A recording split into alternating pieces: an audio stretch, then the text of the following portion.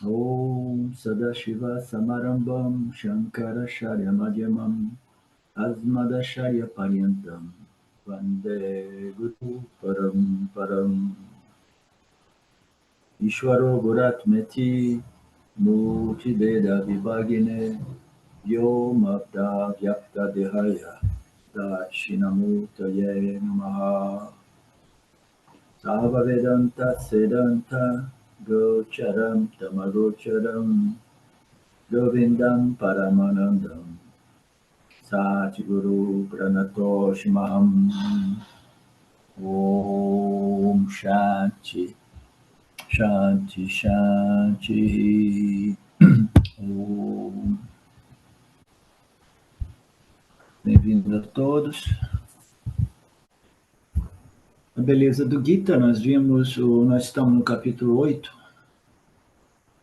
Nós vimos que do verso 15 ao verso 22, deste capítulo 8, o Krishna está fazendo uma comparação entre, né, as duas formas de buscas humanas, né?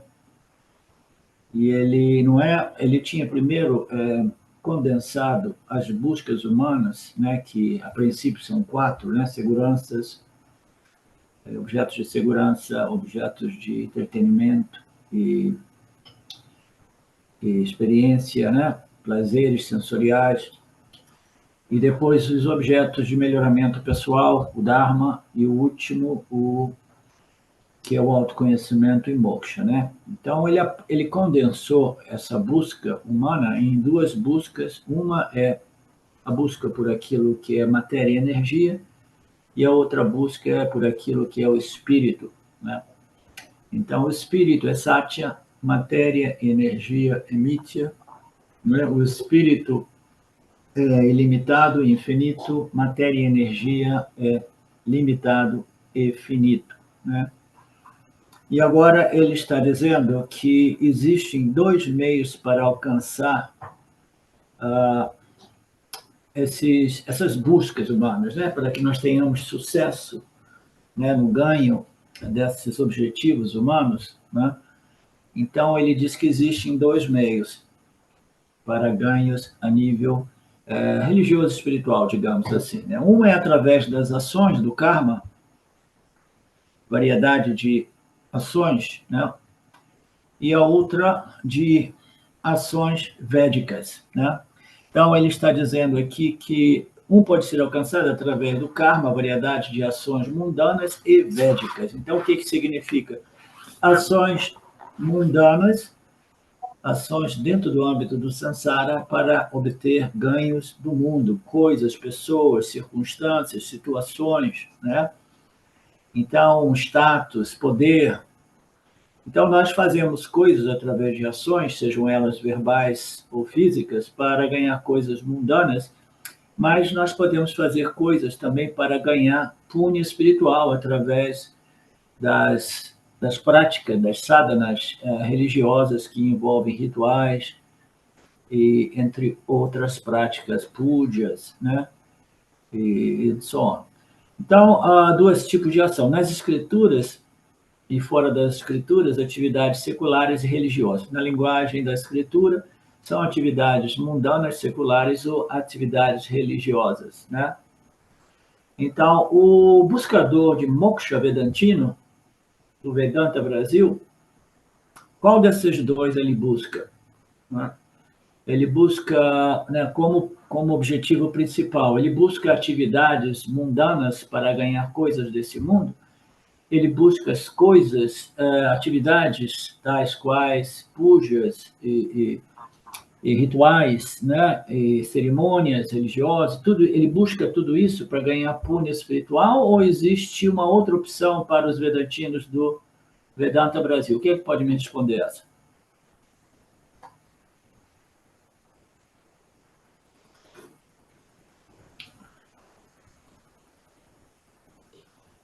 A outra, né, professor? A da Upasana, da meditação, né, Nididhyasana. Sim. Então, nós não somente estamos desinteressados, não negligenciando, né, as coisas desse mundo, nós também não estamos interessados em punha religioso, né, através de todas essas práticas fundadas em atividades, ações verbais e físicas, como no caso dos rituais, das cerimônias e dos pujas, né? Mas nós estamos interessados num outro tipo de sadhana, que é a reflexão, a contemplação, a meditação sob a luz das declarações de identidade que aparecem reveladas nos Upanishads, através dos Upanishads. Então, é um terceiro tipo de busca, né? Que não está contido na análise deste capítulo 8. E o Krishna ele vai repetir mais uma vez que no capítulo 8 ele não está falando de Atmayana, ele está falando só em duas práticas. Uma é a prática religiosa de pedir favorecimentos a Deus, a Ishvara, para ganhos de coisas ordinárias, coisas mundanas, e a outra é para obter o quê? Eu quero ir para uma loca celestial, eu preciso de punha, né? Eu quero ser uma pessoa justa e viver eternamente no céu, etc, etc. Então, são dois níveis de religiosidade que são ainda assim inferiores à religiosidade praticada pelo Karma Yoga, que é uma religiosidade muito complexa e muito elevada. E naturalmente inferior ao Nididhyasana do Vedanta, cujo objetivo não é nem mais a purificação, cujo objetivo é o Atmayana e Moksha, a libertação do samsara, né? Então, aqui nós estamos fazendo Krishna está fazendo uma comparação de ações, né, cujos resultados são experiências de circunstâncias e situações mais favoráveis, e outras ações, as ações vaidicas, que elas propiciam resultados que são locas superiores, que são punha espiritual, né, os céus, né, essas dimensões superiores, tá? Então, nas escrituras é como atividades mundanas, seculares e atividades religiosas, elas podem fornecer um conjunto de resultados e outro tipo de meta alcançável através do Niskama Upasana.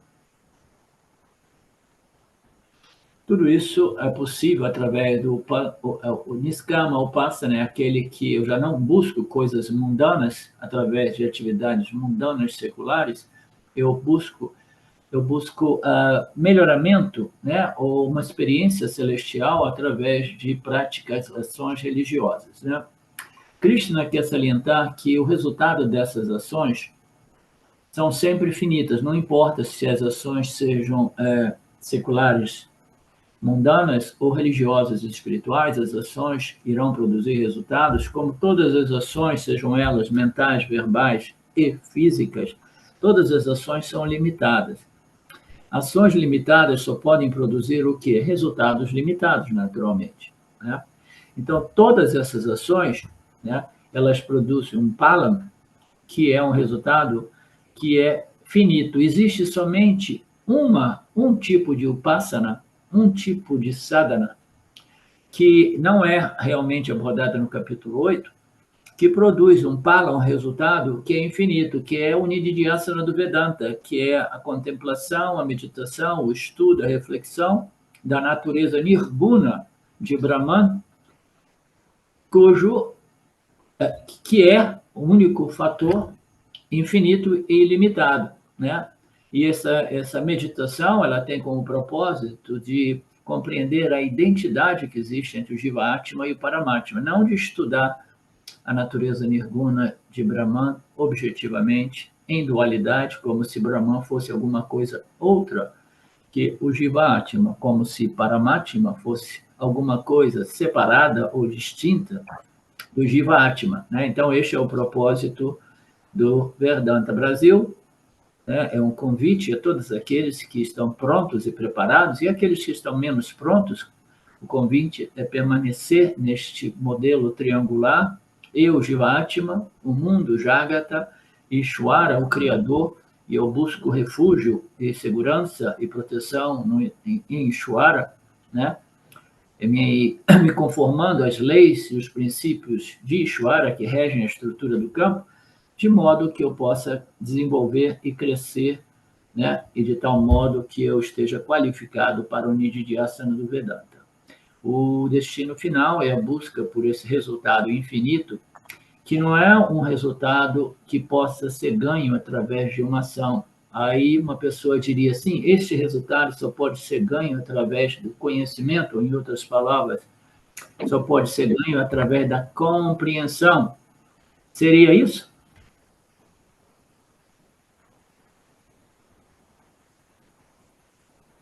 Não, exatamente, porque este resultado infinito, ele não pode ser ganho através de nada, nem mesmo através da compreensão. Porque você só pode ganhar aquilo que você não possuía antes, aquilo que você não havia antes, né? Mas como a sua real natureza é a ilimitação e a infinitude, então você não pode ganhar esse resultado.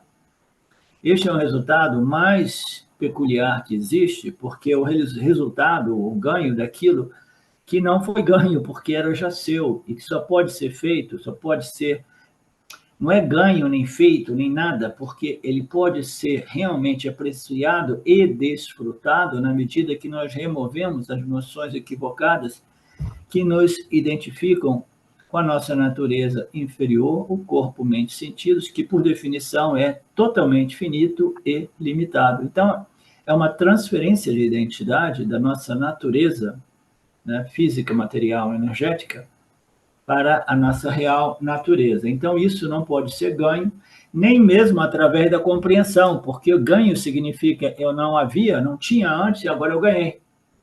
Não é assim, Cardoso? Antes eu não tinha, agora eu ganhei. Ganhei moksha. Não, moksha é a minha natureza. Eu não posso obter, eu não posso ganhar, eu só posso compreender, e a compreensão não irá produzir a minha infinitude, a compreensão irá remover a noção equivocada de que eu era de natureza limitada e finita. Ok? Ficou claro isso? Ficou a questão cognitiva. A pessoa só remove a ignorância, ela já é o que é. Exatamente.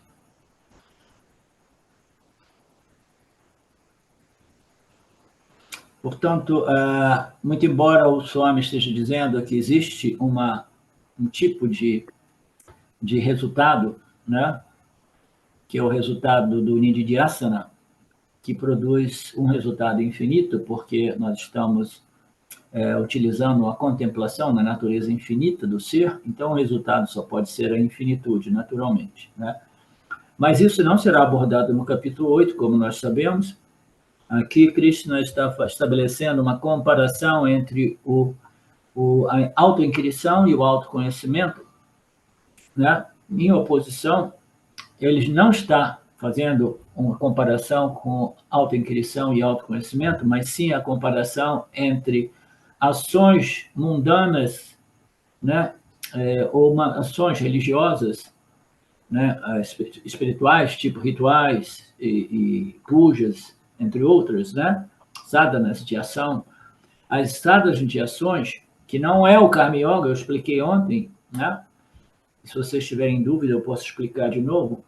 Então, ele está fazendo uma comparação entre as sadhanas que envolvem ação para ganhos de coisas mundanas, que, por definição, são finitas, né, ilimitadas, são resultados finitos, ilimitados, e o resultado de Upasana, ok?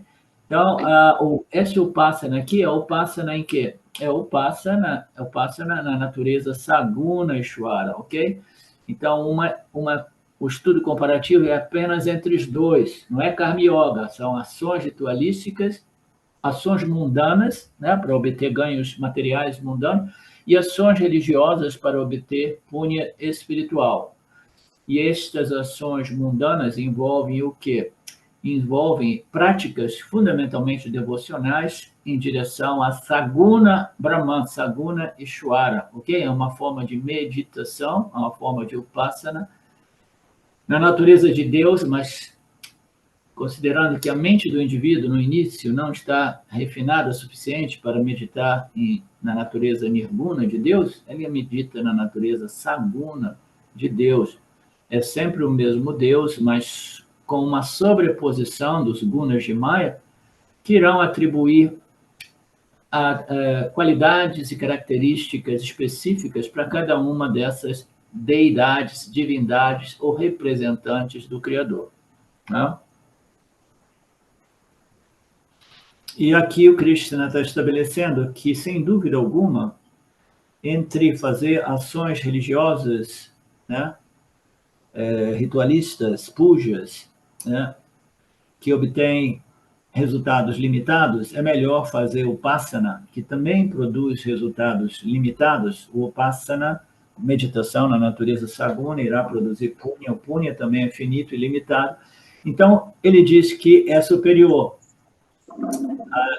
às contemplações e meditações, né, para com Saguna e Shwara produzem resultados limitados, mas o limitado, o resultado limitado aqui é o quê? É Punya espiritual, que é superior ao Punya material. Às vezes a gente fala assim, o cara tem um Punya material, ele nasceu rico, nasceu num berço de ouro. Esse é um Punya material, ok?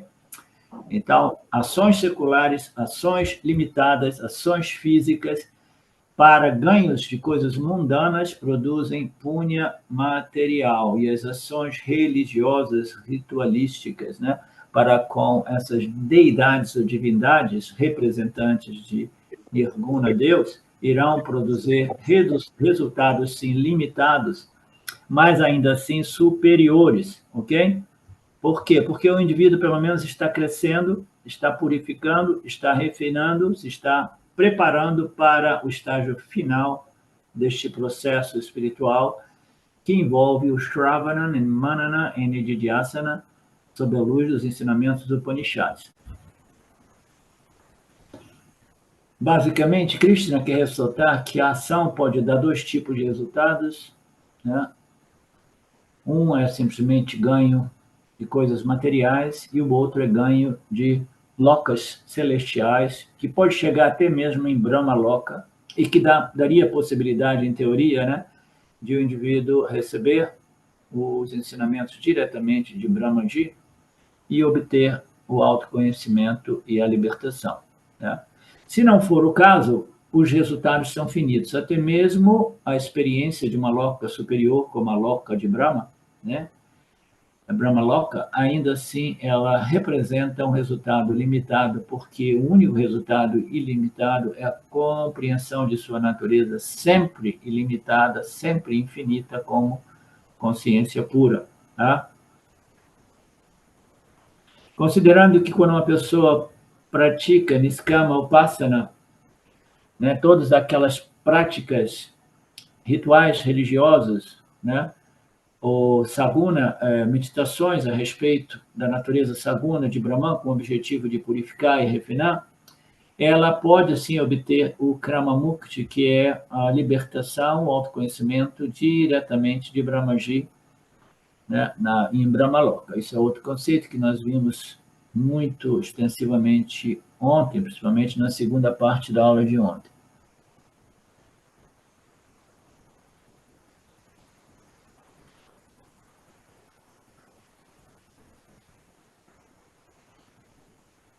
Então, nós faremos meditações desse tipo para chegar a Brahmaloka, ou nós permanecemos, né, fazendo essas contemplações e meditações na natureza de Saguna e Shwara, produzindo resultados infinitos. É uma questão de querer saber de que modo qual eu quero realizar a minha natureza ilimitada e infinita.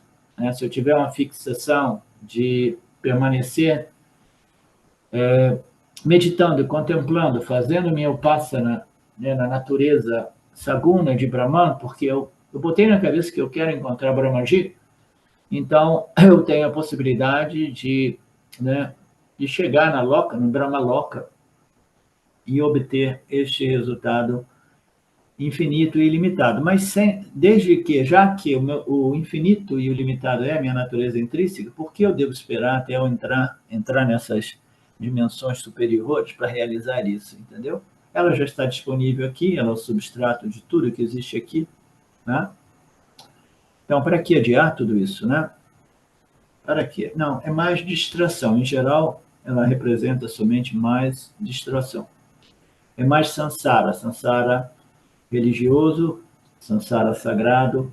Ao falar sobre karma palam, finito, né, Krishna está assumindo o objetivo mais elevado possível dentro do âmbito do espaço e do tempo.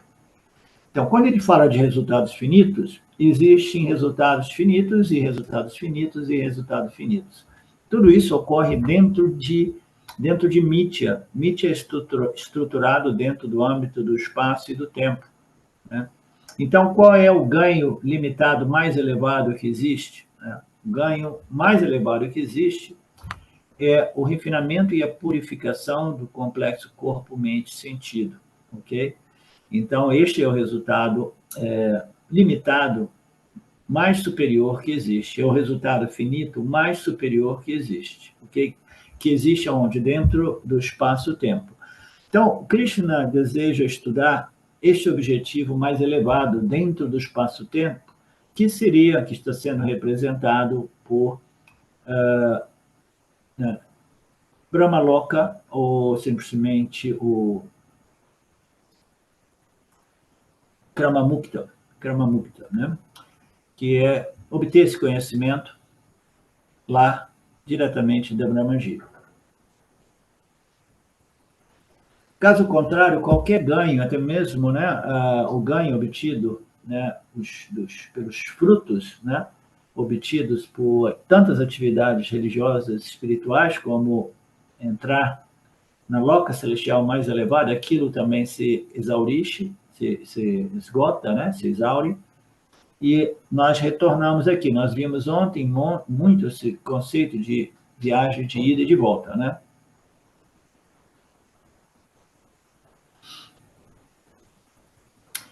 Então, vamos entrar no outro tema aqui.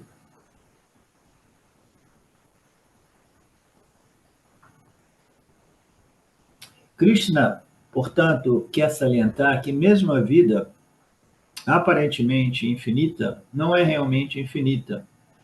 Porque ele entra num tema aqui que ele diz que até mesmo Brahmaji é um resultado finito, né? Quem diria, né? Não, eu alcancei a loca de Brahmaji, o criador do universo, e como nós sabemos, Maya produz esses três pilares, né, do universo, né, manifesto, que é o criador, a criação e a criatura, né? Então, o criador é Brahmaji.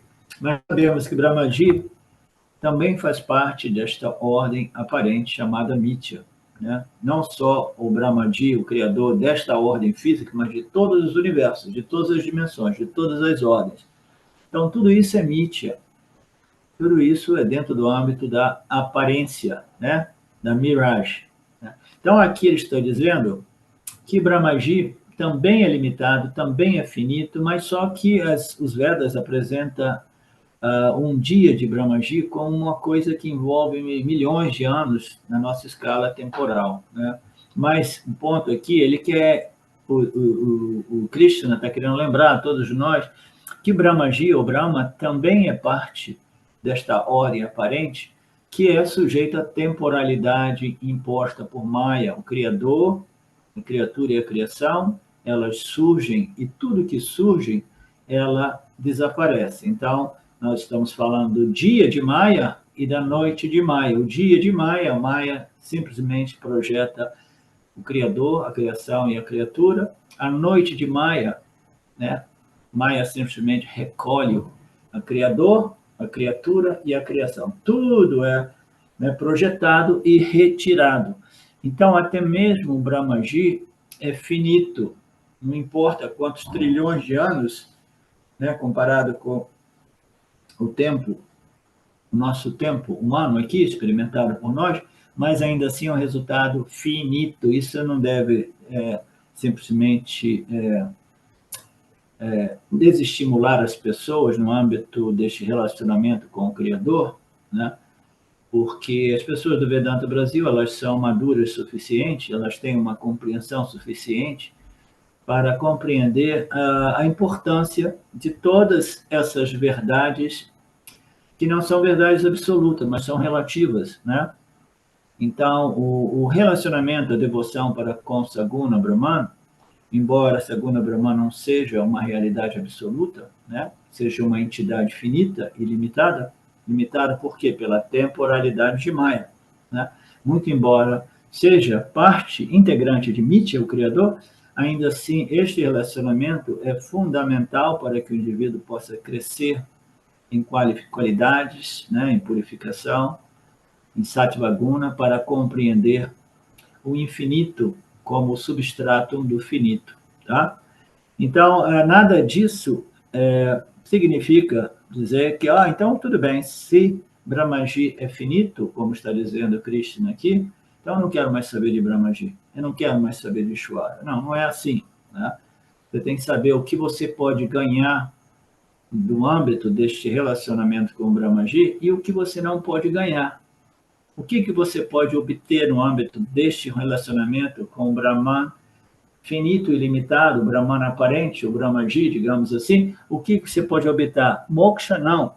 Você pode até obter moksha, mas indiretamente, porque este relacionamento com o Brahmaji finito e limitado, o Brahmaji, o Brahman aparente, ele só pode te propiciar, sim, o crescimento, a maturidade, o refinamento e a purificação necessária para você, mais tarde, entrar no Shravana dos Upanishads, no Nididhyasana dos Upanishads, e realmente obter a compreensão da natureza absoluta de Brahma, de Brahmaji, sem os gunas. O que é esse Brahmaji sem os gunas?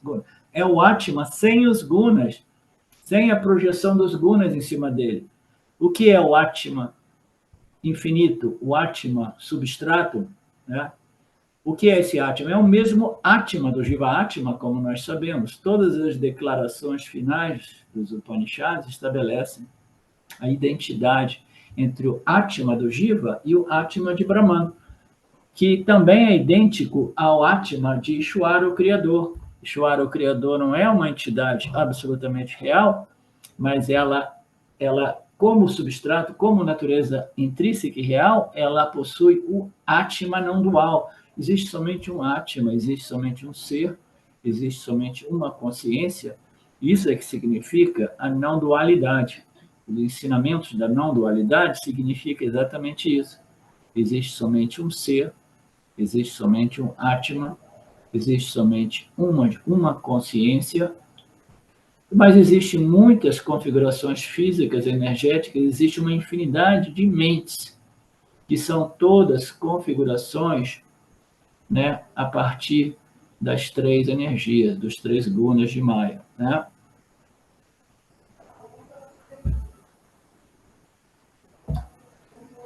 Então, nós vimos ontem também como o Brahma, quando Maya acorda, quando ele acorda, digamos assim, o Maya é o cara, né?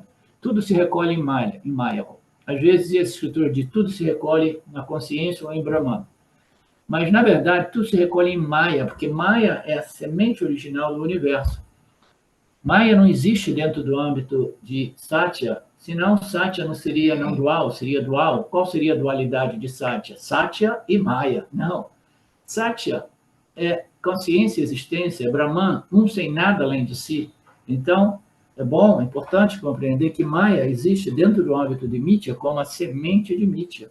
Então, quando tudo se recolhe no corpo macrocósmico causal, isso significa que tudo se recolhe no Prakriti de Maya, né, a partir do qual as três energias emergem. Né? Então, o que ocorre? Quando Maya acorda, quem é o primeiro que ele vai lá e sacudir e acordar? Ele vai dar uma sacudida em Ishvara e dizer, aí, Brahmaji, aqui, ó, acordei aqui, vamos projetar tudo de novo e começar esse tram-tram, né? Então, a primeira coisa, ele acorda Ishvara, aí Ishvara vai lá, joga um pouco de água no rosto e imediatamente ele acorda os Jivas e o Jagata, né? Aí nós temos o universo aparente, magicamente surgindo, né? Através do poder de Maya. Então, nós temos a noite e o dia de Maya, que nós sabemos que podemos fazer um paralelo, uma analogia com a noite e o dia do Jiva, né? E é muito simples, nós compreendemos o paralelo, né? Só que o tempo é diferente entre o dia do Jiva e a noite, existe um intervalo aí de 12 horas ou 15 horas, entre a noite e o dia, de 6 horas, 8 horas, né?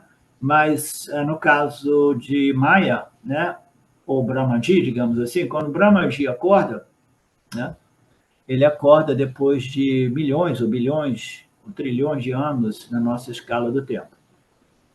Como nós vimos ontem, o tempo é absolutamente relativo, até mesmo para o Vishwa, o Jiva, no estado de vigília, ainda assim ele experimenta o tempo de modo distinto no estado de vigília, dependendo da experiência. Se a experiência for de grande satisfação, a perspectiva do observador, do experienciador daquela experiência é parece que ela passa muito rápido. Então, se a experiência for uma experiência de muita dor física, né, ou psicológica, a experiência é que o tempo passa muito devagar. O tempo é relativo até mesmo dentro do âmbito do Jiva, no mesmo estado que é o estado de vigília. Entre o estado de vigília e o estado do sonho, nós temos também uma escala de tempo completamente diferente. O sonhador vai experimentar uma vida inteira em 5 minutos, né? Enquanto que aqui em 5 minutos a gente experimenta pouco ou nada, né? A gente tem uma sensação de temporalidade que não dá para nada. 5 minutos, o que eu vou fazer com 5 minutos, né? Papaji dizia, né? Não, você não precisa nem de 5 minutos, 1 minuto, mas que 1 minuto, né? Digamos assim, 30 segundos, 1 segundo, uma fração de segundo para reconhecer a sua natureza infinita, né? Ele costumava brincar nesses termos, né? Então, a temporalidade é relativa, portanto, não é nenhuma surpresa que um dia e uma noite de Brahman signifiquem tantos milhões ou trilhões de anos. Portanto, ele disse no verso 18, que nós vimos na aula de ontem, na chegada do dia de Brahmaji, todos os seres manifestos emergem do não manifesto, tudo se recolheu em Maya, se recolheu no corpo macrocósmico causal e emergem de lá, e emergem como Brahmaji, Jivaji e Jagataji, digamos assim.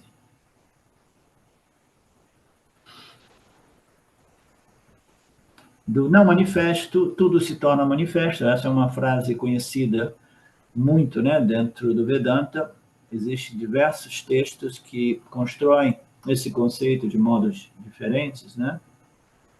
É como se tudo estivesse em repouso dentro do âmbito de Maya ou de Brahmaji, como queiramos, né? E como assim? Em forma potencial, em forma semente, né?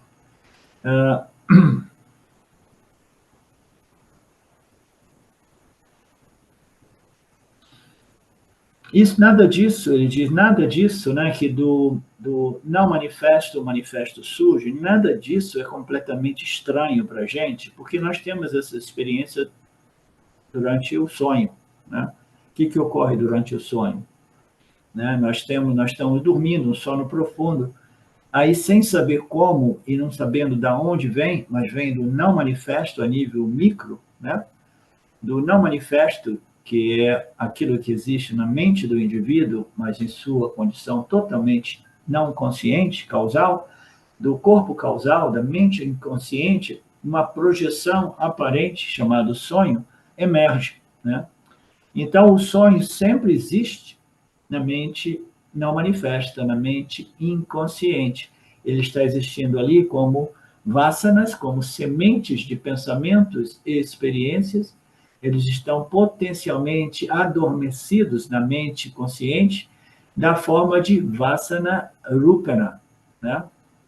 Que são as nossas impressões mentais, emocionais, intelectuais, né? Que são retidas, as tendências, predisposições, desejos, medos, permanecem lá na forma potencial. Nós não temos nenhuma dificuldade de descartar o espaço do sonho, né, e o sonho, o tempo do sonho, e os objetos do sonho como algo irreal. Por quê? Porque nós dizemos, isso aqui surgiu da minha mente, né, e passou muito rápido. A gente está a gente tem essa fixação que realidade é aquilo que precisa ser estruturado de modo tal que cada dia tenha 24 horas e que eu possa experimentar as coisas tangíveis, físicas, materiais, né? Dentro de uma estrutura como essa. Aqui as coisas, as energias se grossificam, densificam, de modo a criar uma estrutura na qual a gente possa interagir e experimentar. Mas isso significa que essa estrutura densa, grosseira, física, material, nos permite interagir através dos nossos órgãos sensoriais e os nossos instrumentos sensoriais, que também são grosseiros, né? Então, dentro do grosseiro, dentro do físico, dentro dessa dimensão mais densa, nós experimentamos e nós temos essa fixação. Realidade é quando você experimenta assim, né? Mas a gente sabe que essa realidade é tão irreal quanto a realidade do sonho, no qual nós experimentamos coisas muito rapidamente, que de repente talvez sejam absolutamente claras e precisas e tangíveis para o sonhador, mas não para o desperto. O desperto, ele se acha, não é assim? Ele se acha, não, eu sou a única realidade e a realidade tem que ser estruturada do modo exatamente o qual eu experimento este Vyavahārika, essa ordem física material. Mas não é exatamente assim. Tudo é relativo e tudo é condicional à mente e os instrumentos de experiência dessa mente em cada uma dessas ordens ou subordens de realidade.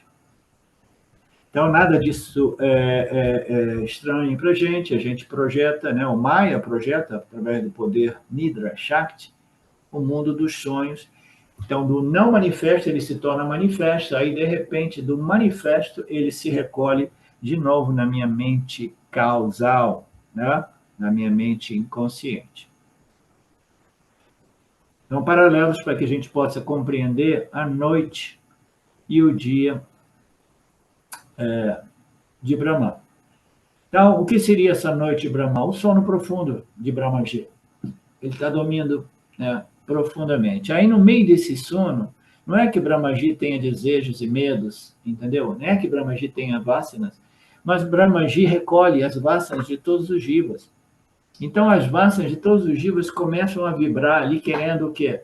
Ela querendo sair do não manifesto para o manifesto. Chega um momento que Brahmaji fala assim, meu Deus, eu não consigo mais dormir profundamente aqui. Eu vou ter que projetar esse sonho dos jivas. Aí ele projeta essa realidade física, material, o Vyavahara, que é um sonho de Brahmaji, o sonho de Maya, entendeu? Por quê?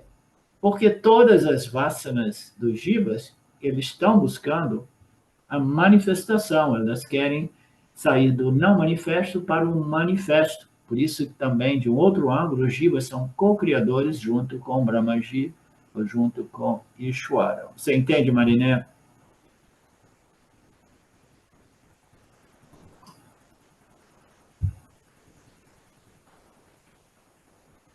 No capítulo 2, Krishna diz, ó Arjuna, todos os seres que você está chorando, não querendo matar na guerra, né, no campo de batalha, os inimigos do Dharma, né, ninguém morre, né? Todos os seres são imanifestos no início, manifestos no meio e imanifestos no fim. Então, tudo vem do não manifesto, aparece manifesto temporariamente, né?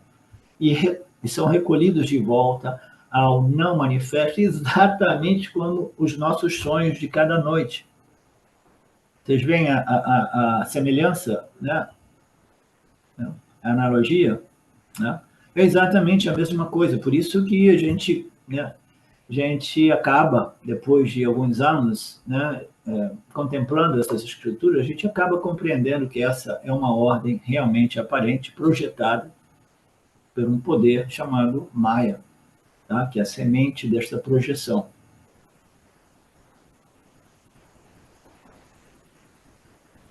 É a mesma ideia.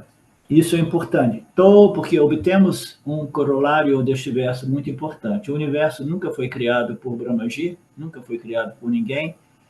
Nunca deveríamos utilizar essa palavra criação. Nós vimos no último seminário do Mandukya Karika, né, que não existe. Lá a gente não chama de criação, a gente chamava de originação. é como se o universo ou o cosmos tivesse sido originado a partir de um determinado ponto, né? Como linguagens científicas, né? A partir do Big Bang, o universo foi originado, né? Então, a gente tem que destruir esses conceitos, não somente de criação, como também de originação, que agora tem uma origem, tem um início, né, do universo, do cosmos. A gente precisa deixar de lado esses conceitos, e se a gente, já que a gente não consegue comunicar sem usar as palavras, né, que a gente use uma palavra mais adequada, que é o quê? Manifestação aparente. Para ser mais preciso, eu estou jogando um aparente no termo manifestação. O universo, ele surge, ele não é criado, ele é manifesto aparentemente, ou aparentemente manifesto através de um poder denominado Maya. Tá? Isso é muito fácil de compreender também do ponto de vista da ciência moderna, porque a ciência moderna diz que existe uma lei de conservação de energia e de matéria, no qual nada é realmente destruído, tudo é somente transformado. Né? Então, o que isso diz a respeito da originação aparente ou da manifestação aparente deste universo? Significa dizer que dentro do âmbito de Maya, dentro do âmbito do espaço-tempo, existe somente um campo vasto, vastíssimo, chamado cosmos, no qual existe um oceano de energia. Tudo é energia aqui, né? Então, essa energia, ela permanece totalmente não manifesta, totalmente invisível, né? E aí, como num passe de mágica, ela, do não manifesto, ela simplesmente surge, né? Manifesta. Então, o universo aparece manifesto, uma mera aparência, ela não foi criado, ele se manifesta através de um poder de Maya. Essa manifestação é tão irreal quanto a manifestação do mundo dos sonhos, é tão irreal quanto as manifestações dessas ordens celestiais, dimensionais, superiores e inferiores. Tudo isso é Mithya, tudo isso faz parte da Mirage, ok? Tudo isso faz parte da Mirage. E dentro da Mirage, a gente pode compreender a real natureza da Mirage. Qual é a real natureza da Mirage produzida, do oásis produzido na areia do deserto? Qual é a real natureza do oásis projetado na areia do deserto? A real natureza lá é a areia do deserto. Né? É o pano de fundo, é o substrato. Então, qual é a única realidade na qual este mundo é projetado, esse mundo é manifestado, né? Qual é a realidade? A realidade absoluta é Brahman, é a consciência, esse espelho macrocósmico refletor, né? No qual o mundo surge, se mantém num fluxo de constante modificação e se recolhe de volta neste campo de energia chamado de Prakriti de Maya, tá? Então, nós temos um campo de energia invisível que se manifesta do mesmo modo que nós temos um campo de energia causal em nossa mente, subconsciente ou inconsciente, que se manifesta no meio da noite e projeta o universo dos sonhos. Tá? Então, nós temos todas essas ordens e subordens, elas são manifestações daquilo que é energia invisível se tornando visível, né? E a energia invisível de todas as vasanas, de todos os seres vivos inteligentes, eles produzem este Vyavaharika, este cosmos, este universo físico material, através do poder de Maya. Tá? Maya irá produzir isso naturalmente com a colaboração de Brahmaji. Nós nunca dizemos que existe uma criação, originação do mundo, nós não usamos essa palavra, porque se a gente disser que o mundo foi criado, originado, aí a gente vai querer saber quando, né? E aí não existe resposta para quando. Né? Se a gente assumir que, de repente, a gente não sabe quando, mas ele foi criado, aí uma outra pergunta aparece na mente do do Jivatma, assim, como Deus criou esse mundo. Então, quando, como, né, isso foi criado, né? Então, isso vai criar sempre questões que não são possíveis de serem respondidas, né? Porque Bhagwan não criou nada. Tudo isso é simplesmente uma projeção aparente, do mesmo modo que nós vemos a projeção da serpente na corda, né? A serpente que foi projetada na corda, ela ocorre, ninguém sabe quando e como aquilo ocorre, mas através desta analogia, deste exemplo, a gente pode obter uma indicação que tudo isso é produto de quê? De uma determinada incapacidade ou ignorância de compreender a real natureza daquilo que é. Qual é a real natureza da serpente que foi projetada na corda? A real natureza é a corda. Qual é a real natureza do oásis que foi projetado na areia do deserto? A real natureza é o quê? A areia do deserto. Então, a ignorância a respeito da real natureza do oásis fez com que eu andasse por outros 5 quilômetros para tentar saciar a minha sede no oásis, no lago do oásis. Aí eu chego lá, eu vejo que não existia oásis, não existia água. Então, a minha ignorância a respeito da natureza intrínseca daquilo que nós chamamos de universo faz de modo que eu permaneça preso, correndo atrás das coisas deste universo aparente, que é uma mera projeção, tal qual uma miragem, tal qual a cobra projetada na corda, que nunca foi criada realmente, nunca foi originada, e é inútil perguntarmos como ela foi originada, porque simplesmente ela não existe. A única compreensão que resolve a problemática da compreensão desta ordem aparente é a compreensão de que esta ordem aparente existe tal qual o universo dos sonhos. Tá? É uma projeção que surge do não manifesto para o manifesto através de determinados poderes inerentes ao grande Maya, grande e poderoso Maya-ji. A palavra criação não deve ser usada. No melhor que a gente pode fazer é dizer que ninguém, incluindo Deus, criou nada, porque até mesmo as leis físicas dizem que nada pode ser criado, tudo já existe, seja em sua condição visível ou invisível, seja em sua condição não manifesta ou manifesta. Né? Ninguém, inclusive o Brahmaji, pode criar nada. E Brahman muito menos ainda, porque ele não possui nem a matéria-prima. Brahmaji tem a matéria-prima. Qual é a matéria-prima a partir do qual Brahmaji cria esse cosmos? As 3 energias. Né? Ele sabe como misturar as energias, produzir os elementos, e depois ir recombinando, até obter os elementos químicos e físicos. Aí ele constrói uma infinidade de namarupas naquilo que nós conhecemos como universo ou cosmos. Né? Brahman, ele não possui nada, nem mesmo as 3 energias. As 3 energias é uma sobreposição produzida por Mr. Maya, na qual como é que se diz? Esqueci.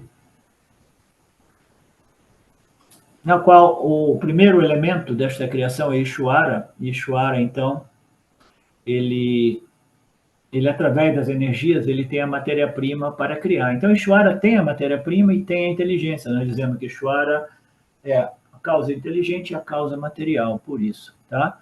Porque ele tem alguma coisa a partir do qual ele pode configurar todos os namarupas do universo. Mas Brahman não. Brahman é a carta, é um sem o outro, não existe nada. Ele não poderia jamais produzir nada, né? Então, nós estamos querendo concluir, né, e eu estou batendo neste ponto, porque esses são os temas importantes desse capítulo 8, né, que não existe criação realmente, existe uma mera aparência. Isso não deve servir para deprimir ninguém, mas simplesmente para nos lembrar, né, que é dentro desta projeção aparente que nós podemos compreender o pano de fundo, podemos compreender o substrato, a única realidade. Qual é a única realidade? A consciência do observador, a consciência do experienciador, a consciência do conhecedor desta miragem. É a única realidade. Eu, a consciência, sou o Brahman ilimitado.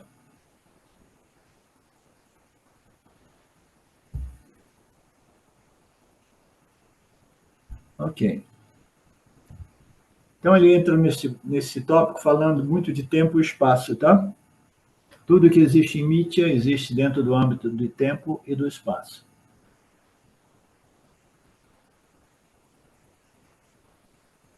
Ele diz que o tempo causa este universo e causa matéria. Aí ele faz uma afirmação aqui muito filosófica, né? E, de repente, até mesmo muito científica, né? Do ponto mais de metafísica. Ele diz que o tempo é parte integrante desta criação aparente. O tempo é parte integrante da matéria. O tempo jamais pode ser separado da matéria. Você jamais poderá conhecer ou conceber a matéria sem o tempo. Sem o tempo não existe matéria. E ele disse, sem a matéria não existe o tempo. Você jamais poderá conceber o tempo sem a matéria. E por isso que não podemos dizer que nada sobre a situação antes do Big Bang. Não existe modo de saber como este universo existe de modo não manifesto e o modo qual ele surge do não manifesto, a menos que a gente compreenda isso como uma mera aparência obtida através de um tal poder do Maya, né? Um poder esse que é além da compreensão humana. Nem mesmo as nossas escrituras reveladas falam sobre o modo qual Maya consegue fazer este grande show, né? Então, essa passagem aqui entre matéria e tempo é uma passagem muito metafísica, filosófica, boa para Nididhyasana, tá? Para quem se sentir inclinado, né? Portanto, Krishna diz de modo muito lindo, né? Da condição não manifestas, todas as coisas manifestas surgem e elas vêm como? Acionadas pelo tempo, né? Tempo. Aí o tempo aqui seria o quê? O tempo a nível macrocósmico, né? Porque todas as vasanas, elas permanecem em condição potencial, adormecidas, até que, devido a um tempo, elas se projetam, como eu disse antes, os jivas, atmas e suas vasanas. Brahmaji não possui vasana, mas ele recolhe todas as vasanas do jiva atmas, daí as vasanas, dentro de uma escala de tempo macrocósmico, ela aciona novamente do não manifesto o cosmos manifesto, ok? Então, da condição não manifesta, todas as coisas vêm acionadas por este tempo, né? O tempo dentro do âmbito da experiência do Jiva Atma no estado de vigília também pode ser observado totalmente em relação ao espaço. Na verdade, o espaço e o tempo são dois lados da mesma moeda.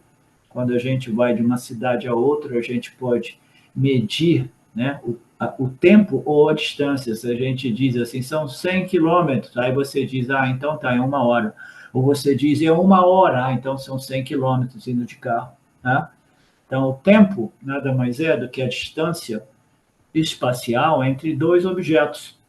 Maya produz essa projeção aparente de objetos aparentes, e imediatamente a distância entre eles irá produzir o fenômeno espaço-tempo.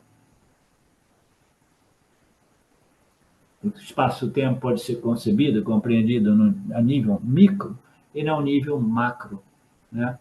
Do não manifesto ao manifesto, e o Lord Krishna apresentou a escala temporal como trilhões de anos entre o dia e a noite de Brahmaji. Vocês estão lembrando? Estão compreendendo o conceito? De tudo isso, tempo, espaço, temporalidade, tudo é relativo, nada realmente está acontecendo, é tudo aparente, mas ainda assim nós precisamos de compreender, né, de certo modo, não aquilo que é incompreensível, não aquilo que é inconhecível, mas aquilo que é conhecível. Nós precisamos de compreender que existe, sim, leis e princípios que regem esta miragem. Depois você entra numa ordem ou numa subordem de realidade, você tem que compreender as leis e os princípios, de modo que você possa navegar sem criar confusão, né? Você vai de um país para o outro, aí você chega no outro país, a cultura é diferente. Tem muitas coisas que você faz aqui, não pode fazer lá, e vice-versa. São culturas diferentes. Para navegar numa cultura nova, você precisa se adequar àqueles princípios, tá? Então, quando nós compreendemos que esta ordem mítia é uma ordem aparente, dentro da qual existe uma infinidade de subordens aparentes, cada uma dessas subordens, elas são regidas por leis e princípios distintos, mas, de um modo geral, mítia precisa ser conhecido, né, através dos princípios e leis comumente denominadas como Dharma, que regem, estruturam e harmonizam e mantêm, sustentam esta ordem aparente. Então, nós precisamos, sim, mais relevante de tudo isso é compreender esses princípios e leis que regem e sustentam essa ordem aparente, de modo que nós possamos navegar dentro do âmbito desta ordem aparente sem criar conflitos, porque conflito irá destruir, né, comprometer a nossa capacidade intelectual, e a gente precisa de refinar, desenvolver e purificar para que a gente possa compreender o absoluto dentro da miragem, a realidade dentro da não realidade, o infinito dentro do finito. Ok? Então, a gente dá uma parada de 10, a gente volta daqui a pouco. Om Purnamada Purnamidam Purnamudachyate Purnasya Purnamadaya Purnameva Vashishyate. Om Shanti Shanti Shanti Om. Namastê. Olá, queria trazer aqui para vocês o quanto eu tenho me beneficiado dos ensinamentos do Vedanta. Esses ensinamentos do Vedanta, eles mudaram a minha vida, o meu estilo de vida, né? A partir de uma compreensão sobre Jagata, o mundo, sobre essa pura inteligência, Ishvara, sobre o Jiva, né? A mente, o funcionamento, sobre a aplicação do Karma Yoga diariamente na vida, o quanto isso beneficia a purificação da mente, né? Para poder daí acessar aquilo que é mais valioso. Aliás, eu diria sem valor estimável, inestimável, né? Uma riqueza profunda, que é a compreensão sobre os ensinamentos de Satya, a consciência, a existência ilimitada que sou. Bom, eu sou uma aluna de Vedanta, desse grupo, Vedanta Brasil, que iniciei a jornada, estou no começo da jornada, mas essa jornada seria impossível sem o apoio diário de um professor qualificado, o professor Arlindo Nagar, nosso professor, que dedica a sua vida, que dedica as batidas do seu coração exclusivamente para o ensino do Vedanta. Ele gosta de usar a frase o coração que se doa recebe. Então ele é esse coração que doa. E aí a minha pergunta e o meu convite e você? Tem se beneficiado também dos ensinamentos, da compreensão, da clareza desses ensinamentos que são trazidos para nós? Sim? Se sim, o coração que doa recebe.